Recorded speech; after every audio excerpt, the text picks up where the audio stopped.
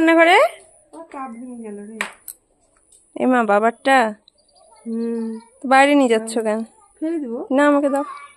না, এটা আবার কি করবি? দাও দাও দাও দাও না, ওটা লাগবে। দাও দাও। এটা কি করবি? আরে দাও দাও, হাত কাটবে। দাও। মার কাপটা তো ভেঙে গেছিল, তো কাপটা মাকে ফেলতে দেইনি। তারপর ভাবলাম এই কাপ নিয়ে কি করি। ভাবতে ভাবতে ভাবলাম একটা সূর্যমুখী বাগান বানাই। আমার একটা খুব স্বপ্ন ছিল যে বাড়ির সামনে পুরোটা সূর্যমুখী বাগান হবে এবং বাড়িটা থাকবে গাছের ছায়ায়।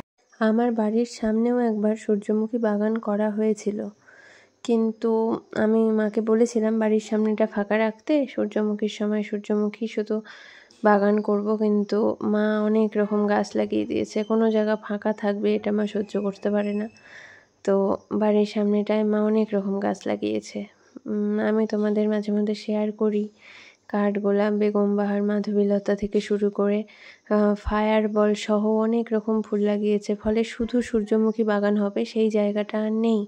ফাঁকে ফাঁকে সূর্যমুখী লাগানো যাবে, কিন্তু সেটাতে সেই সৌন্দর্যটা আসে না। তো বাড়ির সামনেটা যেহেতু হলো না, আর এই কাপটা যখন ভাঙলো, ভাবলাম একটা ভাঙা কাপেই সুন্দর করে সূর্যমুখী বাগান বানাই। তো সেই অনুযায়ী আমি কাজ শুরু করলাম। তো প্রসেসগুলো তোমাদের দেখাচ্ছি কিভাবে আমি এই ক্লে আর্টটা করলাম।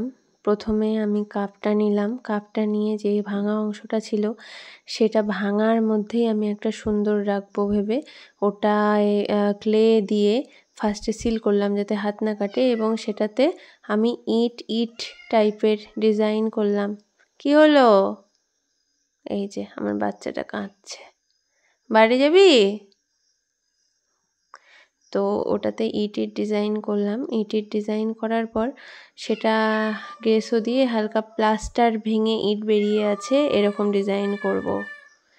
তো কি বলছিলাম, হ্যাঁ, প্রথমে ভাঙা কাপটা এনে ভাঙা অংশটা ক্লে দিয়ে সিল করে ওখানে ইট টাইপের ভেঙে ইট বেরিয়ে আছে এবং হালকা প্লাস্টার ভেঙে ইট বেরিয়ে আছে এই টাইপের ডিজাইন করব ভেবে ইট মতো ক্লে দিয়ে কাজ করলাম। তারপর কাপের নিচের অংশটা কিছুটা থার্মোকল দিয়ে ভরাট করলাম এবং তার উপর ক্লের একটা পাতলা আস্তরণ দিয়ে দিলাম। ক্লে শক্ত হয়ে গেলে পুরোটাই শক্ত হয়ে যাবে, থার্মোকল ভেতরে আর দেখা যাবে না। আর পুরোটা ক্লে দিয়ে ভরাট করতে গেলে ক্লে অনেকটাই লাগতো এবং কাপটা খুব ভারী হয়ে যেত, যেটা ভালো হতো না। তো সেই জন্য প্রথমে ক্লে দিয়ে ভরাট করলাম, করে তারপর স্টেপ বাই স্টেপ আমি কাজগুলো করলাম। নিচে সিঁড়ি করলাম, ওপরে একটা গাছ করলাম, ক্লে দিয়ে বাড়ি করলাম।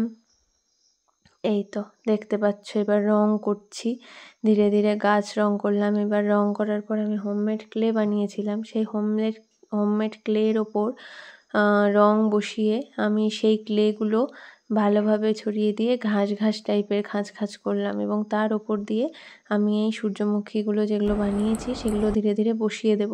আঠাগুলো শুকিয়ে গেলে আর দেখা যাবে না, মনে হবে ঘাসের মধ্যে সূর্যমুখী ফুল ফুটে আছে, সূর্যমুখী গাছ সূর্যমুখী ফুল ফুটে আছে।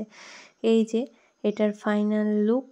আমার জিনিসটা সত্যি বেশ পছন্দ হয়েছে। একটা ভাঙা কাপ থেকে এত সুন্দর একটা ডিজাইন হতে পারে সেটা হয়তো অনেকেও ভাববে না। এটাই আমাদের মতন আর্টিস্টদের, যদিও নিজেকে আর্টিস্ট বলে আমি দাবি করি না, তবুও মানে যারা টুকটাক ক্রাফটের কাজ জানি, এটাই হচ্ছে আমাদের কি বলবো পারদর্শিতা বা দক্ষতা, যে একটা সামান্য জিনিসকেও আমরা খুব সুন্দর বানিয়ে ফেলতে পারি। এই একটা ভাঙা কাপ, সেটা হয়তো ডাস্টবিনে চলে যেত, কিন্তু এই কাপটাতেই এত সুন্দর একটা শোপিস বানিয়ে ফেললাম যে ঘরের যে কোনো অংশে রাখলে সেটা দেখে দিকে মানুষের চোখ পড়বেই এবং জিজ্ঞেস করবেই এটা কি। আর যারা আর্টের কাজ ভালোবাসে তারা তো বুঝেই যাবে, আর যারা ভালোবাসে না, অন্যের কাজকে ছোট করার চেষ্টা করে, তারা অনেক রকম খুঁত বের করবে যে মা এটা ভাঙা কাপের মধ্যে কি। যাই হোক, সেটা তাদের রুচি। তবে আমার পার্সোনালি এই কাজটা পছন্দ হয়েছে। আর আমি কোনো জিনিসই মনে হয় ফেলে দিতে কষ্ট হয়, যে কোনো কসমেটিক্সের বোতল, শ্যাম্পুর বোতল, এগুলো আমি জমিয়ে রাখি। সব কাজ শেয়ার করা হয় না এবং এখন অর্ডারের চাপে এবং স্কুলের চাপে সময় কম পাই। তবে সময় পেলেই আমি টুকটাক যেগুলো অপ্রয়োজনীয় ডাস্টবিনের জিনিস, সেগুলোকে আমি নতুন করে সাজাতে খুব পছন্দ করি। এই কাজটা কেমন লাগলো এবং শিখলে নাকি জানিও আমাকে।